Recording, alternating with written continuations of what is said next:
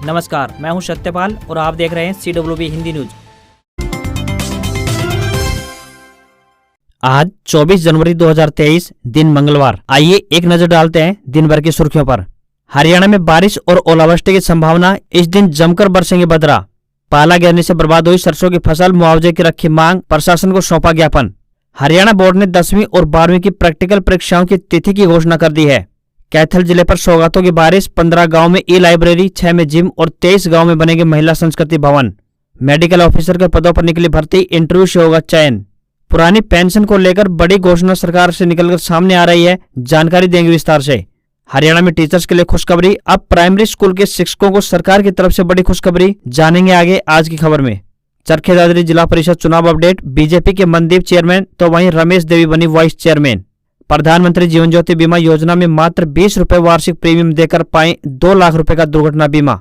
हिसार में किसानों का धरना प्रदर्शन, ठंड पाले से सरसों चने की फसल खराब, बोले स्पेशल गिरदावरी करवाकर सरकार दे मुआवजा। अब खबरें विस्तार से।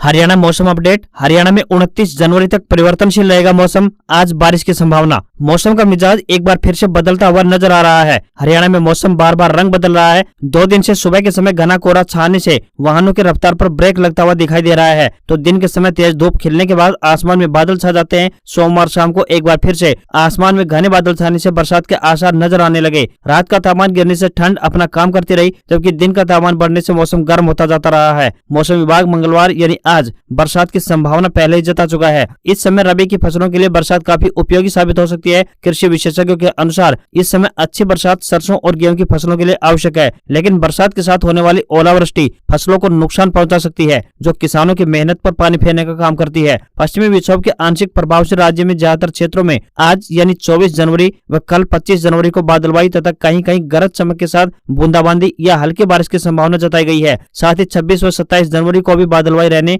तथा उत्तरी हरियाणा के कुछ एक स्थानों पर छिटपुट बूंदाबांदी की संभावना है, परंतु इसके बाद एक बार फिर से सक्रिय पश्चिमी विक्षोभ आने की संभावना बन रही है, जिसका प्रभाव राज्य में 28 व 29 जनवरी को गरज चमक व हवाओं के साथ हल्की से मध्यम बारिश की भी संभावना है। इस दौरान उत्तर हरियाणा के कुछ एक जिलों में तेज बारिश की भी संभावना बन रही है। इस दौरान दिन के तापमान में गिरावट, परंतु रात्रि के तापमान में बढ़ोतरी बनी रहने की संभावना है। हरियाणा के 6 जिलों पंचकुला, अंबाला, यमुनानगर, कुरुक्षेत्र, कैथल और करनाल में ओलावृष्टि की संभावना जताई गई है। हरियाणा के महेंद्रगढ़ जिले के नारनौल में पाला गिरने से बर्बाद हुई सरसों की फसल, मुआवजे की रखी मांग, प्रशासन को सौंपा सीएम के नाम ज्ञापन। पाला गिरने से बर्बाद हुई सरसों व अन्य फसलों के मुआवजे की मांग को लेकर सोमवार को महेंद्रगढ़ जिले के दोहन 25 क्षेत्र के करीब आधा दर्जन गाँव के किसान जिला मुख्यालय पहुंचे तथा सीएम के नाम प्रशासन को एक ज्ञापन देकर बर्बाद फसलों की स्पेशल गिरदावरी करवाने तथा पीड़ित किसानों को 100% खराबा मानते हुए 50,000 रुपए प्रति एकड़ मुआवजा दिलवाने की मांग रखी। डोहर कला, डोहर खुर्द, बलाहा कला, बलाहा खुर्द, गोद एवं मोहनपुर समेत आसपास के गांवों के सैकड़ों किसान ट्रैक्टर ट्रॉलियों व अन्य वाहनों से जिला मुख्यालय पहुंचकर वहां प्रदर्शन करते हुए डीसी के लीडर रजनीश गोयल को मुख्यमंत्री मनोहर लाल खट्टर एवं राज्यपाल बंडारू दत्तात्रेय के नाम ज्ञापन सौंपा। किसानों ने बताया कि पिछले दिनों समूचे इलाके में करीब 1 सप्ताह तक भारी मात्रा में रोजाना ही पाला गिरा है और इससे सरसों की फसल को सबसे ज्यादा नुकसान पहुंचा है। उन्होंने बताया कि सरसों पर पाले की भारी मात्रा में मार होने से किसान की आर्थिक रूप से कमर टूट गई है। उन्होंने बताया कि जिले के कई किसानों ने प्रधानमंत्री फसल बीमा योजना के तहत बीमा भी करवाया हुआ है, लेकिन अधिकांश किसान ऐसे हैं जो बीमा करवाने से वंचित हैं। इसलिए सरकार व जिला प्रशासन को चाहिए कि वह स्पेशल गिरदावरी करवाकर और पाले से बर्बाद हुई सभी फसलों सरसों, मटर, गेहूं, अन्य फसलों का सर्वे करवाकर पीड़ित किसानों को मुआवजा दें। Haryana board update. 10वीं और 12वीं की प्रायोगिक परीक्षाएं 7 फरवरी से। हरियाणा विद्यालय शिक्षा बोर्ड भिवानी द्वारा संचालित होने वाली सेकेंडरी एवं सीनियर सेकेंडरी वार्षिक परीक्षा फरवरी-मार्च 2023 हेतु नियमित स्वयं पाठी एवं मुक्त विद्यालय प्रायोगिक परीक्षा यानी प्रैक्टिकल एग्जाम की तिथियां निर्धारित कर दी गई हैं। जानकारी देते हुए बोर्ड अध्यक्ष डॉक्टर वीपी यादव एवं सचिव कृष्ण कुमार ने बताया कि सेकेंडरी और सीनियर सेकेंडरी नियमित परीक्षाओं की प्रायोगिक परीक्षाओं की तिथि 7 फरवरी से लेकर 15 फरवरी 2023 तक, सेकेंडरी व सीनियर सेकेंडरी एवं मुक्त विद्यालय की प्रायोगिक परीक्षाओं की तिथि 1 अप्रैल से 8 अप्रैल 2023 तक निर्धारित की गई है। प्रायोगिक परीक्षाओं के निरीक्षण हेतु ऑब्जर्वर की नियुक्तियां की जाएंगी, उनकी ड्यूटी SMS के माध्यम से भेजी जाएंगी। उन्होंने आगे बताया कि संबंधित विद्यालयों के मुखिया परीक्षा ड्यूटी चार्ट, निर्देश पत्र डाउनलोड करके परीक्षार्थियों के ग्रुप फोटो व परीक्षा के अंक ऑनलाइन निर्धारित तिथियों में बोर्ड की आधिकारिक वेबसाइट www.bseh.org.in पर स्कूल लॉगिन के माध्यम से अपलोड करना सुनिश्चित करेंगे।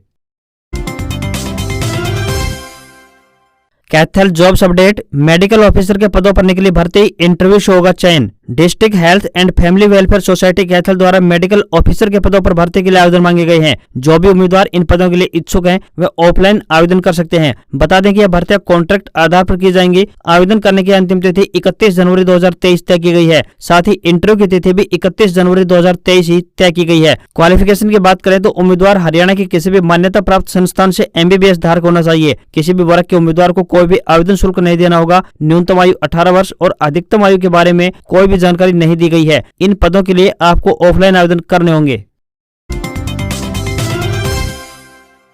सीएम की अध्यक्षता में आज होगी मंत्रिमंडल की अहम बैठक। मंत्रियों के साथ मुख्य सचिव और सीएम करेंगे मंथन। हरियाणा के मुख्यमंत्री मनोहर लाल की अध्यक्षता में मंगलवार यानी आज सुबह मंत्रिमंडल की बैठक का आयोजन किया जाना है। इस दौरान सरकारी योजनाओं को लेकर विस्तार से चर्चा होगी और अफसर साहब भी इसमें मौजूद रहेंगे। हरियाणा सचिवालय स्थित कमेटी हॉल में बैठक होगी जिसमें मुख्य सचिव और बाकी आला अफसर भी मौजूद रहेंगे। बताया गया है कि 11 बजे होने वाली इस बैठक में मुख्य सचिव विभिन्न केंद्रीय योजनाओं को लेकर एक प्रेजेंटेशन देंगे। इसके अलावा सीएम अपने मंत्रियों के साथ में तमाम प्रकार की योजनाओं को अमली जामा पहनाने को लेकर भी विचार मंथन करते हुए दिखाई देंगे।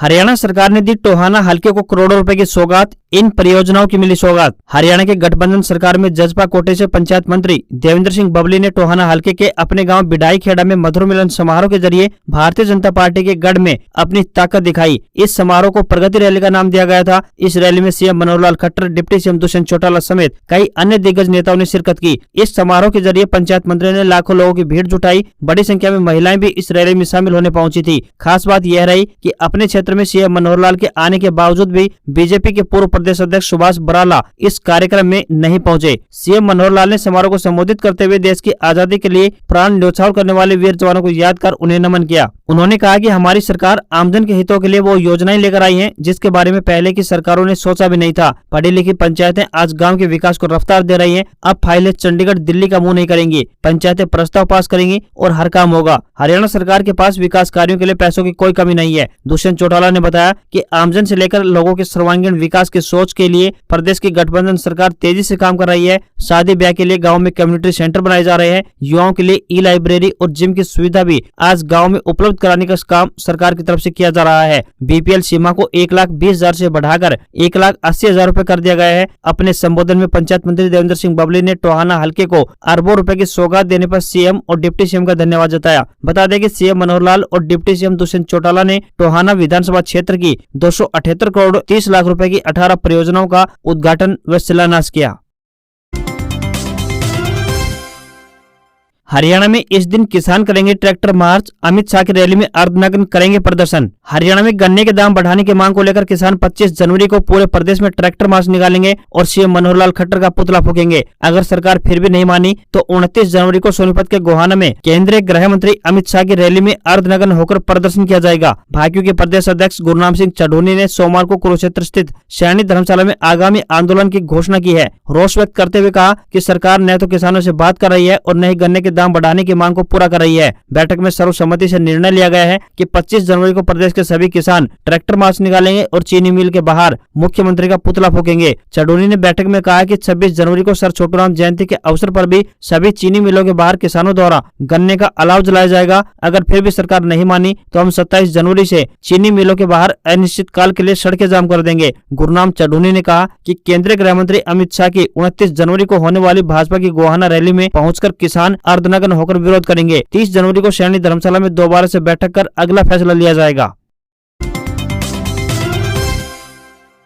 पुरानी पेंशन योजना पर घबराहट में हरियाणा सरकार, कर्मचारियों से की ये अपील। न्यू पेंशन स्कीम यानी NPS में बदलाव को लेकर हरियाणा सरकार जहां 2 कदम आगे बढ़ाने को तैयार है, वहीं राज्य सरकार के कर्मचारियों से भी ऐसी उम्मीद की जा रही है कि वह भी सरकार के साथ कदम से कदम मिलाकर थोड़ा आगे बढ़े। दरअसल सीएम मनोहर लाल खट्टर ने कर्मचारियों के सामने बीच का रास्ता निकालते हुए एक नया प्रस्ताव रखा है और कहा है कि जिस तरह नई पेंशन स्कीम में हरियाणा सरकार ने अपना हिस्सा 10% से बढ़ाकर 14% किया है, उसी तर्ज पर कर्मचारी भी पेंशन की राशि में अपने हिस्से की राशि में बढ़ोतरी करें। इससे वित्त व्यवस्था के बीच समन्वय बना रहेगा और कर्मचारियों को रिटायरमेंट के बाद अधिक लाभ पहुंचेगा। हरियाणा के बजट का कुल 32% हिस्सा सोशल सेक्टर की सेवाओं पर खर्च होता है। इसमें सरकारी कर्मचारियों को मिलने वाला वेतन और पेंशन भी शामिल है। रिजर्व बैंक ऑफ इंडिया यानी आरबीआई ने अपनी रिपोर्ट में कहा है कि पुरानी पेंशन योजना यानी ओपीएस को स्वीकार करने पर ढेर सारी समस्याओं से जूझना पड़ सकता है और राजकोषीय संसाधनों पर अधिक दबाव बढ़ेगा। आपको यहाँ पर बताते चले कि हरियाणा के पड़ोसी राज्य हिमाचल प्रदेश, पंजाब और राजस्थान की प्रदेश सरकार पुरानी पेंशन व्यवस्था को लागू कर चुकी है। साल 2023 चुनावी साल है, तो ऐसे में हरियाणा सरकार पर भी पुरानी पेंशन योजना लागू करने का भारी दबाव बना हुआ है। हरियाणा सरकार ने वित्त विभाग को यह आकलन कर रिपोर्ट तैयार करने के लिए निर्देश दिए हैं कि यदि राज्य में पुरानी पेंशन योजना को लागू किया जाए तो इससे सरकारी खजाने पर कितना असर पड़ेगा। सूरजकुंड मेले के लिए हरियाणा रोडवेज चलाएगा 20 बसें। हरियाणा के फरीदाबाद जिले में 3 फरवरी से 36वां अंतर्राष्ट्रीय सूरजकुंड मेले का आयोजन किया जा रहा है। 3 से 16 फरवरी तक आयोजित होने वाले यह मेला प्रतिदिन दोपहर 12:30 बजे शुरू होगा और रात 9:30 बजे तक चलेगा। इस मेले के आयोजन को देखते हुए हरियाणा रोडवेज विभाग ने भी कमर कस ली है। विभाग ने मेले में यात्रियों को पहुंचाने के लिए स्पेशल 20 बसें चलाने का निर्णय लिया है। ये बसें फरीदाबाद के अलावा दिल्ली और गुरुग्राम से चलेंगी। फरीदाबाद से सूरजकुंड मेला देखने जाने वालों को सुबह 8:30 बजे पहली बस मिलेगी। उसके बाद हर पौने घंटे पर बस उपलब्ध रहेगी। फरीदाबाद से सूरजकुंड के लिए शाम 5:45 पर आखिरी बस चलेगी। इसी तरह से सूरजकुंड से फरीदाबाद के लिए सुबह 9:15 बजे पहली बस चलेगी और रात में 8:30 बजे आखिरी बस मिलेगी। किराए की बात करें तो लो फ्लोर 52 सीटर बसों में बल्लभगढ़ से प्रति यात्री किराया 20 रुपए होगा, जबकि एनआईटी बस अड्डे से प्रति यात्री किराया 15 रुपए होगा। बात करें सूरजकुंड हस्तशिल्प मेले की तो 36वें अंतर्राष्ट्रीय सूरजकुंड हस्तशिल्प मेले के लिए इस बार नॉर्थ ईस्ट को थीम स्टेट बनाया गया है। इस मेले में नॉर्थ ईस्ट के 8 राज्यों की कला व संस्कृति से लोगों को रूबरू होने का अवसर मिलेगा। वहीं हरियाणा की बात करें तो हरियाणा का अपना घर भी इस बार मेले में आकर्षण का केंद्र रहेगा। यहाँ बैठकर आप हुक्का गुड़गुड़ा सकते हैं और आपको पगड़ी बांधने का भी मौका मिलेगा।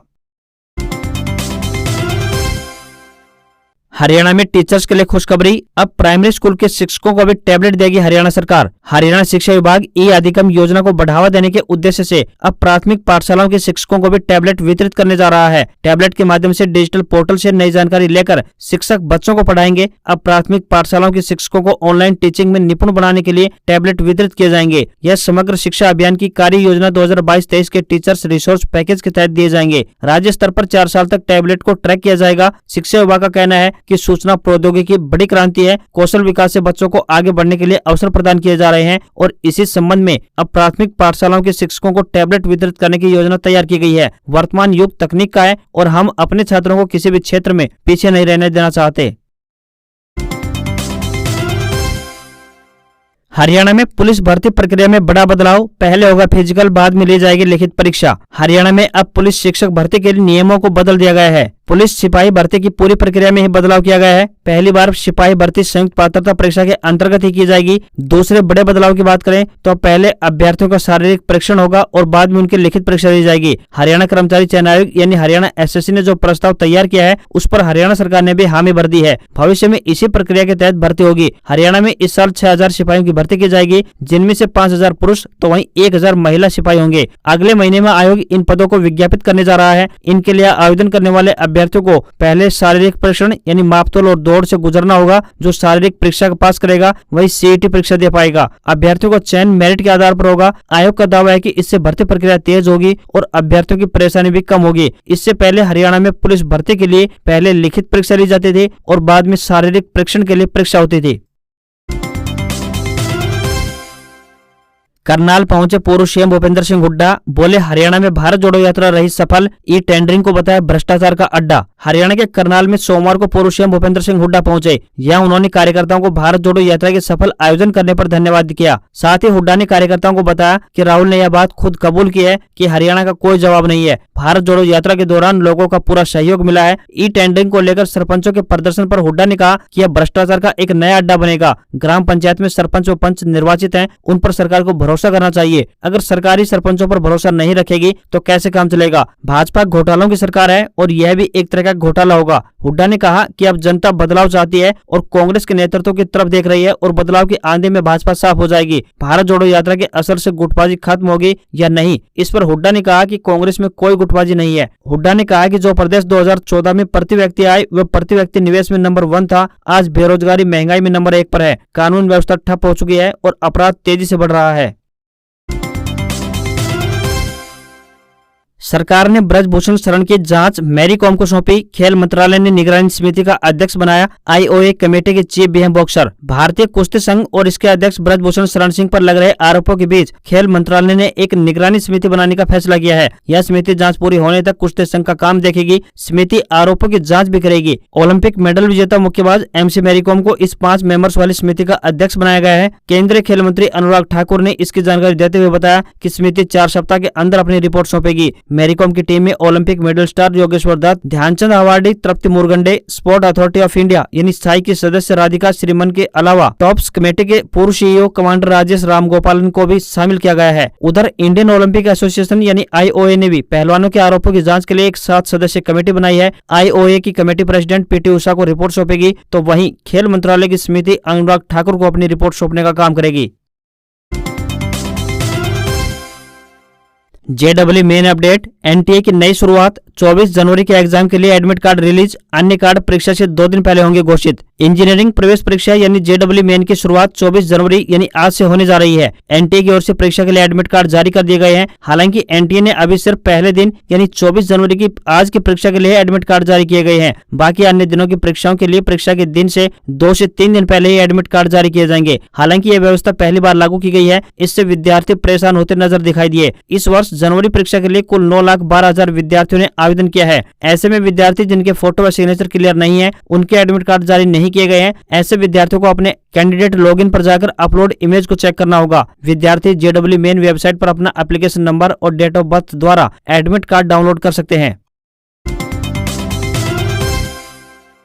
तेजी में बंद हुआ शेयर बाजार। सेंसेक्स 319 अंक बढ़कर 60,941 पर बंद। निफ्टी 90 अंक चढ़ा। आईटी के शेयर सबसे ज्यादा भागे। भारतीय शेयर बाजार में हफ्ते के पहले कारोबारी दिन तेजी देखने को मिली। सेंसेक्स 319 अंक बढ़कर 60,941 के स्तर पर बंद हुआ। निफ्टी की बात करें तो ये 90 अंकों की तेजी के साथ 18,118 के स्तर पर पहुंच गया। सेंसेक्स के 30 शेयरों में से 21 में तेजी दिखाई दी, तो वहीं 9 शेयरों में गिरावट देखने को मिली। Sun Pharma, Hindustan Unilever, Eicher Motors, UPL, Tech Mahindra और बजाज ऑटो समेत निफ्टी 50 के 32 शेयरों में तेजी दिखाई दी। वहीं सराफा बाजार में सोने और चांदी को लेकर कोई बड़ा बदलाव देखने को नहीं मिला है। 22 कैरेट सोना 52,400 रुपए प्रति 10 ग्राम पर बंद हुआ, तो वहीं चांदी की बात करें तो ये 72,300 रुपए प्रति किलोग्राम पर पहुंच गई है। वहीं $1 का रेट 81 रुपए 50 पैसे के स्तर पर पहुंच गया है। आज खबरों बस इतना ही। देखते रहिए CWB हिंदी न्यूज। नमस्कार।